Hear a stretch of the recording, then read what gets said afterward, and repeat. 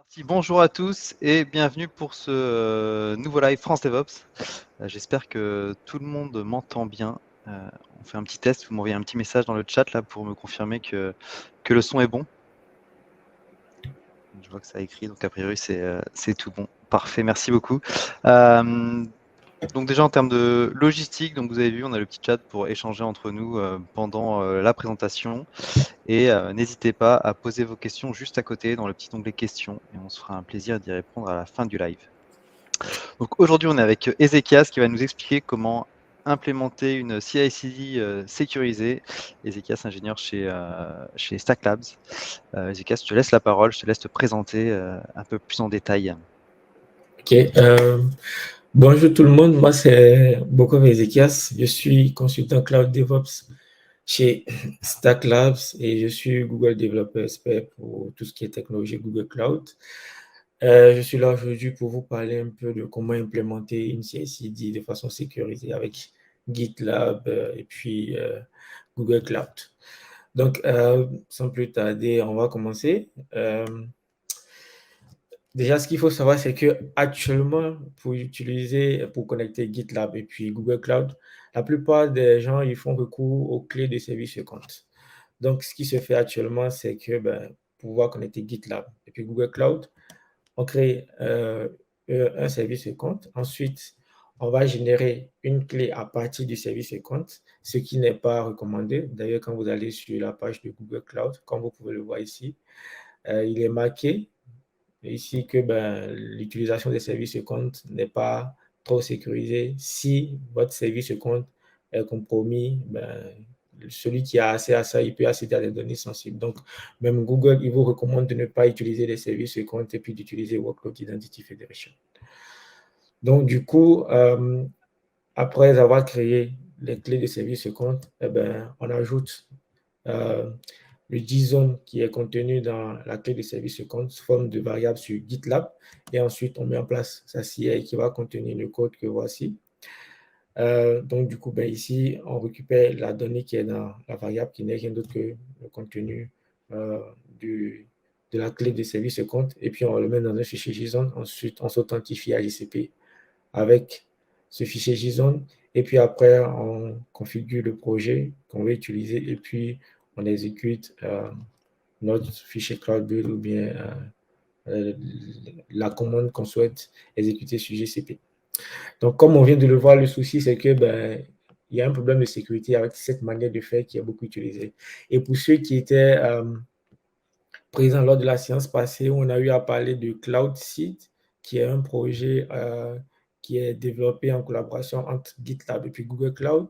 Ce projet, à l'heure actuelle, il utilise cette manière de fonctionner parce que quand vous allez sur GitLab et puis vous vous authentifiez pour pouvoir connecter GitLab avec Google Cloud, avec le projet CloudSeed, vous allez remarquer que il y a cette configuration qui est effectuée par défaut, c'est-à-dire quand GitLab vous connecte avec Google, il crée un service compte et récupère le contenu du service compte qui va définir sous forme de variable.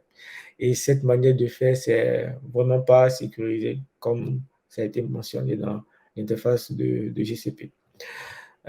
Pour juste, en guillemets, j'ai intégré récemment le projet CloudSeed et puis, en ce qui concerne cette partie-là, on est en train de voir dans quelle mesure on peut remplacer ça par Workload Identity Federation. Donc, ça fait partie des propositions que j'ai eu à faire qui ont été retenues pour le projet CloudSeed.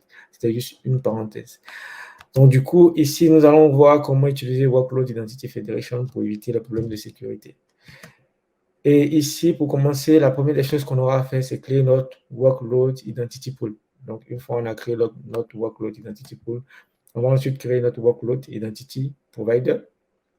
Et ce qu'il faut savoir, c'est qu'on peut avoir plusieurs providers pour un Workload Identity Pool. Donc, vous pouvez avoir un provider GitLab, AWS, comme vous voulez. Donc, ici, comme on est dans le cas de GitLab, on va rester dans le cas de GitLab. Donc, une fois que vous avez créé votre Workload Identity Provider, vous allez ensuite créer un service compte qui sera rattaché à votre Workload Identity Provider. Et c'est au niveau de ce service compte que vous allez définir les rôles, les droits d'accès pour votre Workload Identity Provider. Comme ça, vous limitez le nombre de ressources auxquelles les utilisateurs de ce Workload Identity auront accès. Donc, une fois que vous avez créé ce service compte, ben, vous allez rajouter le nom du service compte. Dans l'autre cas, on avait un fichier JSON qui contenait des données sensibles, mais ici, on n'a plus de fichier JSON. On a juste le nom du service compte, qui n'est rien d'autre que l'email du service compte, et suivi d'une autre variable qu'on verra tout à l'heure, qui aussi ne contient pas de données sensibles. Donc, ce qui fait que ben, vous aurez une connexion sécurisée avec des tokens JWT entre Google et puis entre Google Cloud et puis GitLab. Et ces tokens-là qui sont échangés, ce sont des tokens qui ont une durée de vie donnée. Donc, ce qui fait que ben, c'est quand vous établissez la connexion, vous faites ce que vous avez à faire, après vous finissez, ben, il y a plus de connexion. Genre, la connexion se coupe une fois que vous avez fini de faire ce que vous avez à faire. Et ce qui est cool, c'est que ces tokens-là ont une durée de vie limitée. Et l'autre chose qu'il faut savoir, c'est que lorsque vous créez votre Workload Identity Provider, c'est que ben, vous avez la notion d'attribut. La notion d'attribut ici, c'est c'est pour lier GitLab avec GCP. Donc, vous pouvez choisir d'utiliser l'adresse email pour dire, OK, c'est la personne qui dispose de telle adresse et email sur GitLab qui a accès à ce Workload Identity, ou bien vous pouvez définir par projet, namespace. Donc, vous avez plein d'attributs que vous pouvez utiliser pour pouvoir faire le mapping entre GitLab et puis Google Cloud. Donc ça, c'est une notion qu'il faut retenir parce que ça permet de lever le niveau de sécurité et de définir vraiment dans une organisation qui a le droit d'utiliser un Workload Identity Federation ou pas, qui a accès ou qui n'a pas accès.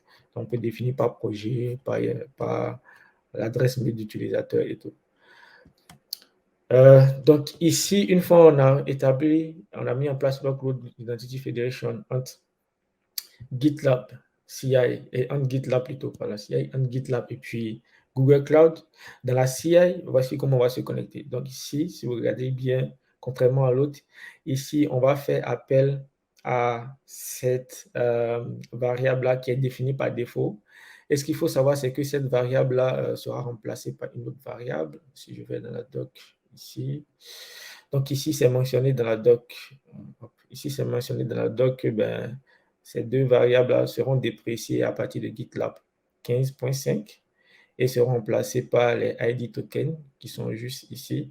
Donc, au cas où, à l'heure où on est en train de parler actuellement, vous avez envie de mettre en place cette architecture, le mieux serait d'utiliser cette manière de configurer les ID tokens avec OpenID Connect. Donc, c'est mieux d'utiliser cette manière de se connecter. J'ai cette manière d'utilisation des ID tokens. Vu que les variables CI, job, TWT, V2 et CI, job, TWT seront dépréciées dans la version 15.9. Donc, c'est mieux d'utiliser la nouvelle manière de faire. Mais sauf qu'ici, on va juste voir avec l'ancienne manière de faire. Vu que c'est la configuration que j'avais eu à faire bien avant de me rendre compte de la nouvelle manière de faire.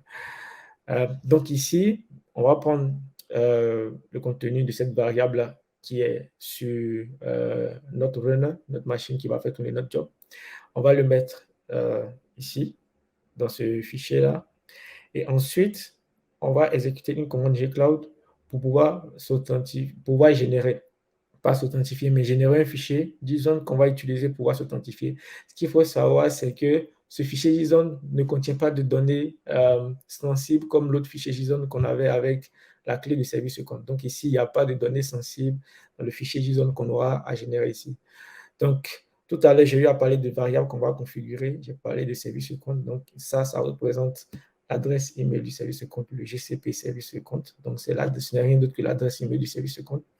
Et le GCP Workload Identity Provider, c'est une autre variable qu'on verra tout à l'heure dans la partie pratique. Donc, du coup, avec ces deux variables-là, on va mettre le CI job JWT, V2, qu'on a récupéré, on va le mettre sous forme de source de fichier source d'authentification qui va contenir les données nécessaires pour permettre à Google de savoir qui effectue l'action. Et ici, vous avez la sortie, qui est ce fichier-là qu'on va utiliser pour s'authentifier. Donc, du coup, ici, vous allez utiliser la commande Gcloud si vous voulez utiliser sans les deux commandes. Et ce qui est cool, c'est que une fois que vous êtes authentifié avec cette commande que voici, Gcloud Authent Login, vous pouvez exécuter les commandes telles que JS utile, comme BQ pour BigQuery, et puis Gcloud pour tout ce qui a rapport avec les autres services de Google Cloud. Donc, une fois que vous avez établi la connexion sécurisée entre GitLab et puis Google, vous pouvez exécuter autant de commandes Google Cloud que vous voulez à partir de votre CI depuis GitLab. Et l'autre manière de l'utiliser, c'est de le faire avec du code. Ici, j'ai fait juste avec du code Python, mais si votre langage de programmation prend en compte la variable Google Application Credential, c'est que vous pouvez l'utiliser directement. Donc ici, comme vous pouvez le voir, c'est la même procédure jusqu'ici, sauf qu'à ce niveau-là, il y a une variable qui contient en fait le fichier qui sera généré par notre identity pool. Donc, on va mettre cette variable dans Google Application Credential. Et maintenant, on va faire appel à notre code. Bon, ici, c'est juste du code Python. C'était juste pour tester, pour voir si je pouvais interagir avec Google Cloud Storage pour afficher le contenu de mon bucket. Donc, c'était juste pour ça. Donc, ici, c'est un truc qui a été fait un peu à la vrac. Sinon, normalement, c'est des tâches que vous pouvez mettre dans un container et puis faire tourner tranquillement votre container et puis exécuter votre container ici. Mais c'était juste pour tester la connexion avec du code. Donc, si par exemple, juste un exemple, si dans votre code, vous devez interagir avec un service Google Cloud et vous avez envie de vérifier déjà dans votre CI si vous arrivez réellement à vous connecter avec ce service pour pouvoir échanger avec ce service, eh bien, avec cette configuration, vous pouvez directement à partir de votre code, il suffit d'exécuter votre code dans votre CI et puis ben, vous communiquez, vous essayez d'établir la connexion avec ce service GCP que vous utilisez dans votre code pour vérifier si la connexion arrive à se faire ou pas, bien avant même de déployer votre service. Donc ça, c'est les deux cas d'utilisation. Il y a aussi Terraform. Vous pouvez aussi utiliser avec Terraform. Pour utiliser avec Terraform, c'est la même configuration que celui-ci parce que vous aurez besoin d'une variable toujours avec Terraform pour pouvoir l'utiliser. Donc, une fois qu'on a passé ça, on va passer à la partie pratique. On va essayer de voir plus en pratique ce qu'on peut faire. Hop. Donc, pour la partie pratique, je vais revenir sur un article que j'ai rédigé. Donc, tout à l'heure, on a parlé de plein de choses.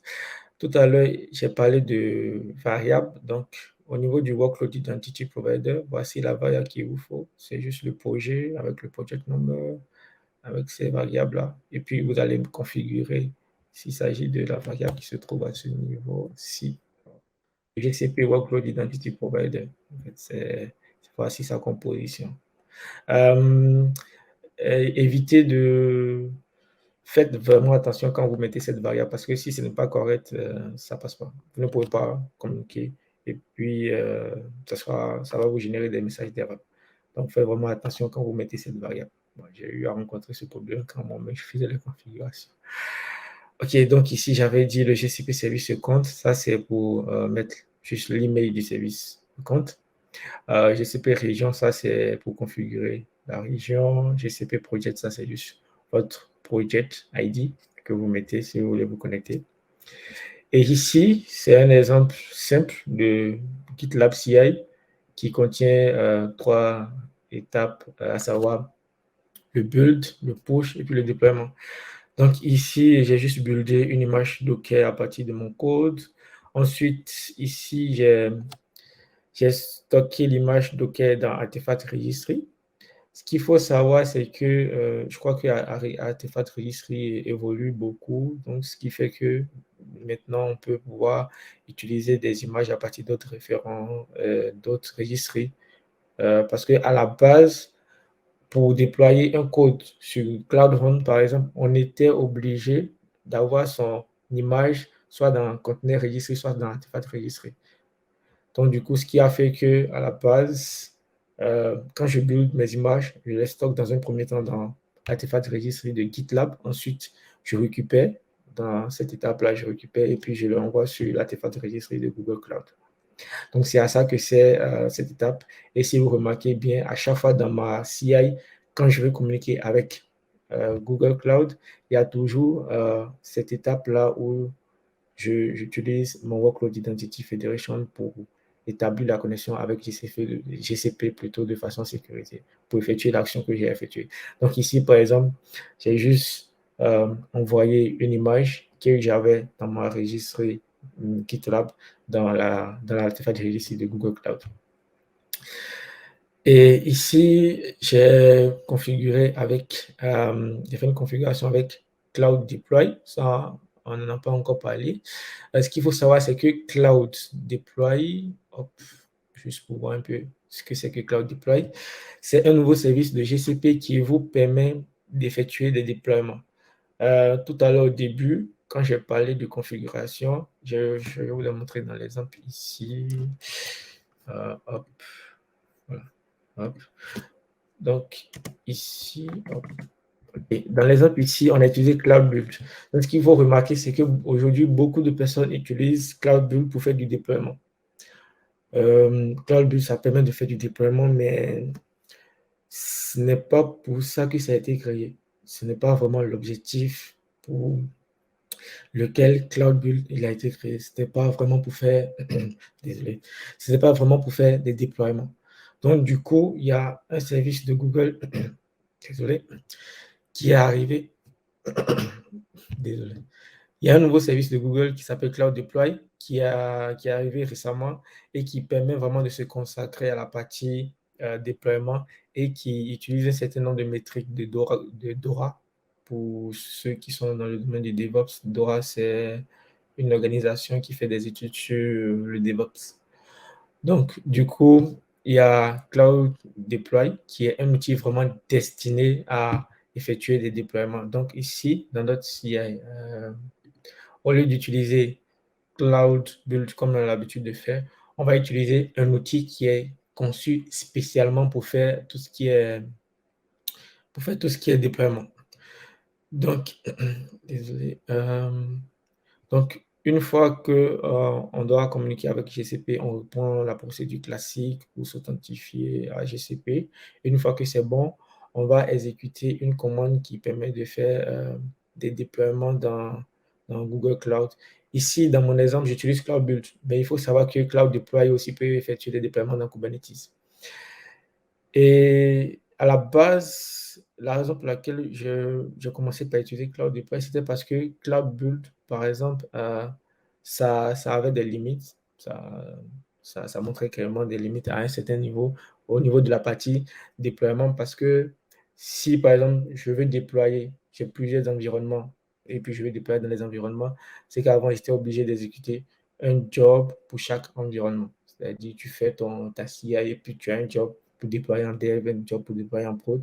Mais ici, avec Cloud Deploy, tu n'as pas besoin d'avoir un job pour déployer dans chaque environnement. Tu as besoin juste d'un job pour pouvoir effectuer ton déploiement sur Cloud Deploy et puis directement à partir soit de l'interface ou bien à partir d'une ligne de commande, tu peux promouvoir ton application d'un environnement à un autre. Donc, du coup, ici, dans notre CI, hop, on a juste qu'à mettre la commande pour faire apply notre Cloud Deploy et puis après créer notre release. Et c'est cette release qu'on va utiliser après pour pouvoir passer d'un environnement à l'autre. Donc ici, ce qu'il faut savoir, c'est que pour configurer Cloud Deploy, vous avez besoin de 3 fichiers de base. Le premier fichier, c'est le fichier de Cloud Deploy que voici ici. Donc ici, vous configurez ce fichier-là en définissant le nombre d'étapes que vous voulez, le nombre d'environnements. Et ici, c'est juste une configuration classique, parce qu'ici, je n'ai pas utilisé les services compte, mais il faut savoir qu'il est recommandé d'utiliser les services compte, c'est-à-dire pour chaque étape qui est ici, que voici, c'est bien d'utiliser des services compte liés à chaque étape pour chaque environnement. Si vous avez 5 ou 6 environnements, libre à vous de voir si vous voulez avoir un service compte pour chaque environnement ou pas, mais il est fortement recommandé d'avoir un service compte par environnement. Et ce fichier, c'est juste un fichier YAML que vous configurez. Ce n'est pas difficile à configurer. Au niveau de la doc, il y a tout qui est clair, bien détaillé. Et il y a le fichier scaffold.yaml qui vous permet de lier un environnement avec un fichier de déploiement. Ici, c'est le Cloud Deploy, c'est-à-dire que vous configurez vos environnements pour avoir l'interface qui est ici. Et ici, c'est le scaffold qui permet de relier chaque environnement que vous avez configuré avec un fichier de déploiement. Parce qu'ici, on est dans le cadre de Cloud Run, c'est-à-dire on effectue des déploiements sur Cloud Run. Donc, pour chaque environnement, on a un fichier YAML pour pouvoir effectuer les déploiements dans chaque environnement. Donc, ici, on a un fichier YAML. Ce fichier YAML est basé sur le YAML de Cloud Run, qui est ici. Voilà. Donc, si vous êtes un utilisateur de Cloud Run, vous pouvez utiliser cette documentation pour pouvoir définir votre fichier YAML qui va vous permettre d'effectuer des déploiements dans Cloud Run comme vous voulez. Et comme j'ai eu à le dire, vous pouvez aussi effectuer des déploiements dans Kubernetes. Donc, vous pouvez déployer dans Kubernetes et dans Cloud Run. Vous pouvez faire les deux à la fois. Donc, ici, ce qui est cool avec cet outil, c'est que une fois que vous avez configuré tout ça pour vos différents types d'environnements, vous exécutez une fois, et une fois que vous avez fini d'exécuter dans votre CI, vous n'aurez qu'à arriver sur votre interface ou bien au niveau de la console G-Cloud pour pouvoir exécuter les commandes pour passer d'un environnement à un autre. Donc ici, quand vous exécutez de l'autre côté, vous avez une release qui est créée. Donc du coup, moi, généralement, je mets la date avec l'heure pour la release que je rajoute pour identifier quel type pour identifier la version plutôt de ma release. Donc une fois que vous avez votre release, vous pouvez déployer ça en dev, en QA, en prod, en tout ce que vous voulez. Et si vous avez bien remarqué, il y a un truc carré qui est ici. C'est juste pour dire que c'est un déploiement parallèle. C'est-à-dire, je fais un déploiement dans deux environnements différents. Si j'arrive ici, vous allez voir, il y a dev on, il y a on off. C'était juste pour tester s'il était possible d'avoir mon cloud deploy dans un projet et puis effectuer des déploiements dans d'autres projets. Donc, ce qu'il faut savoir ici avec l'environnement que j'ai configuré dans la doc se trouve ici, c'est libre, vous pouvez accéder. Donc, tout à l'heure, j'ai parlé de service sur compte. Donc, ici, ce que j'ai fait, c'est que pour chaque déploiement, j'ai mis en place un service sur compte. C'est ça qui est cool avec Cloud Deploy. Pour chaque environnement, j'ai mis en place un service sur compte que voici. Donc, pour chaque étape, il y a un service sur compte qui est lié, qui donne les accès qu'il faut à l'étape là pour effectuer les déploiements. Donc, du coup, ici, on a quatre étapes. C'était juste pour tester. Donc, du coup, je me suis amusé à faire 4 étapes. Et cette étape-là, il ne fait que faire un déploiement sur Cloud Run dans le projet où se trouve le Cloud Deploy. Et ensuite, je fais un autre déploiement dans un autre projet que j'ai appelé Dev, où je fais un déploiement juste pour tester. Et j'ai créé un autre projet que j'ai appelé QA, où je fais un autre déploiement, un autre projet que j'ai appelé Prod. Donc, du coup, ici, en réalité, ce qui se passe, c'est que j'effectue un déploiement dans 4 différents projets. Donc, j'effectue un déploiement dans le projet qui gère déjà mon cloud deploy. Ensuite, je peux déployer dans un autre projet que j'ai appelé Dev. Si je clique ici, hop, vous allez voir que le nom du projet il va changer. Hop. Charge. OK, donc vous voyez, c'est ça le nom du projet qui est là, Dev. Donc, le projet, ce n'est pas le même projet que celui de la source qui contient le Cloud Deploy. Donc, ça fait partie des fonctionnalités de Cloud Deploy qui est aussi cool, c'est que vous pouvez avoir votre Cloud Deploy dans un projet et puis partir d'un projet à un autre pour pouvoir déployer comme vous voulez. Ici, j'ai juste pris l'exemple de Cloud Run, mais il faut savoir que ça s'applique à Kubernetes. Donc, vous pouvez promouvoir d'un environnement à un autre, passer de la dev à la QA, juste on un clic et puis c'est bon. Désolé.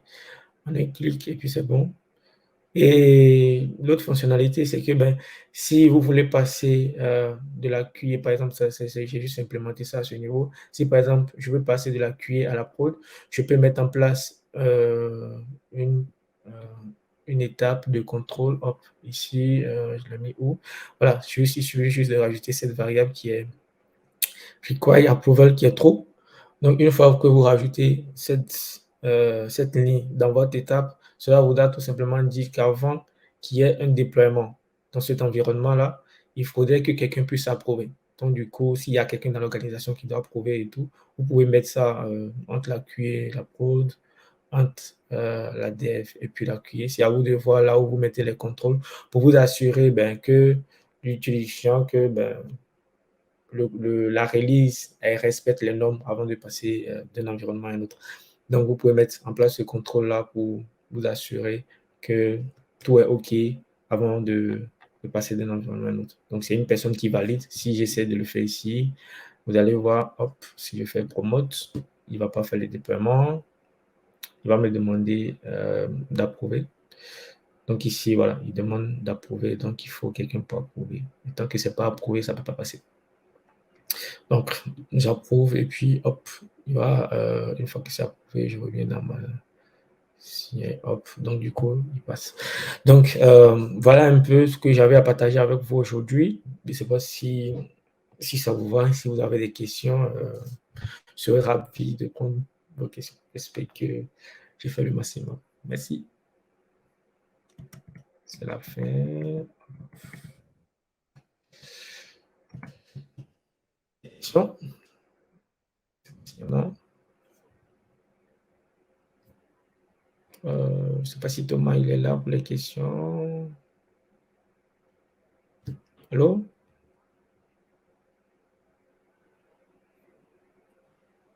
Ouais, excuse-moi, petit problème avec le micro.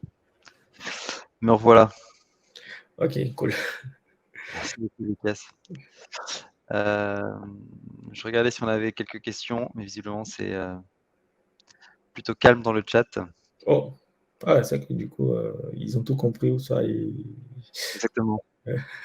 ça c'est allé vite, ils n'ont pas beaucoup compris. Je ne sais pas s'il y a des questions. Ah, ok. Paul-Marie semble dire que c'est plutôt flou. Ah ouais, c'est flou. Non, je plaisante. Ah. Peut-être Si que ça se trouve, juste la partie qui est floue.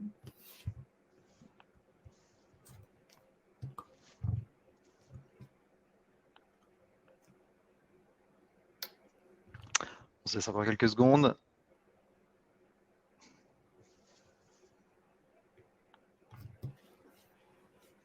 Tu as quelques questions qui arrivent dans le chat, je ne sais pas si tu les vois. Je passe au chat. Attends. Je coupe, c'est ça? Ok, je coupe. Je reviens.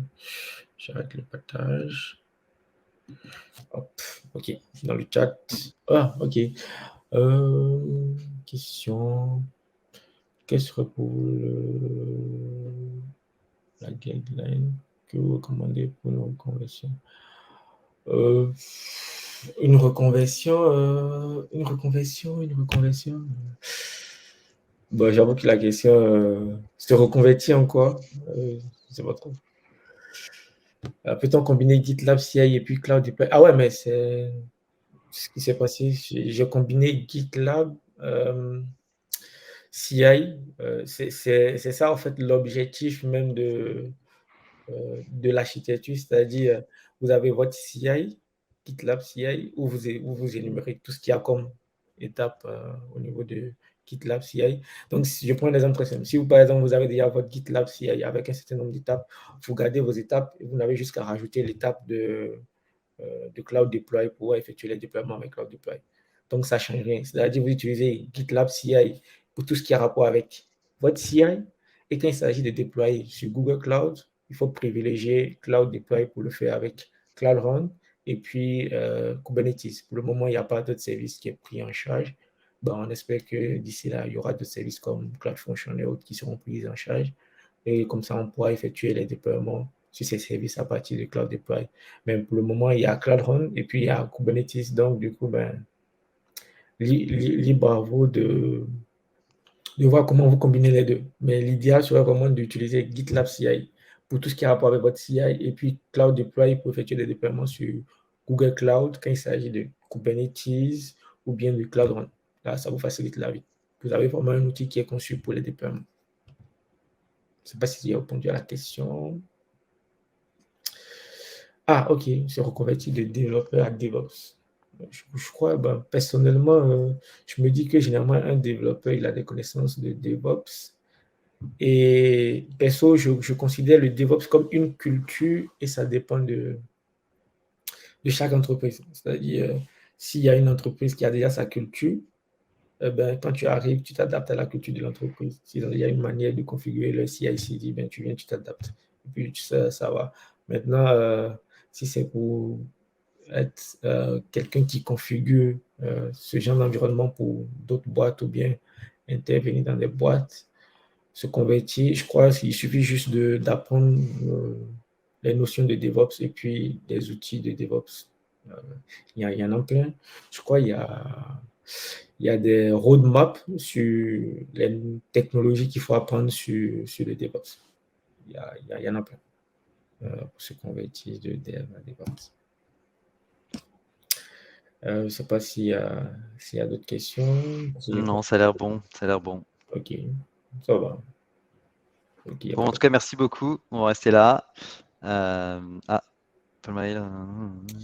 Entendu par CPS. Pour devenir, bon, ça c'est un autre sujet. Pour devenir Google Developer SPS, ça c'est plus les communautés Google. Il faut juste intervenir dans des événements des communautés Google et puis rédiger du contenu sur l'utilisation des technologies Google. C'est tout.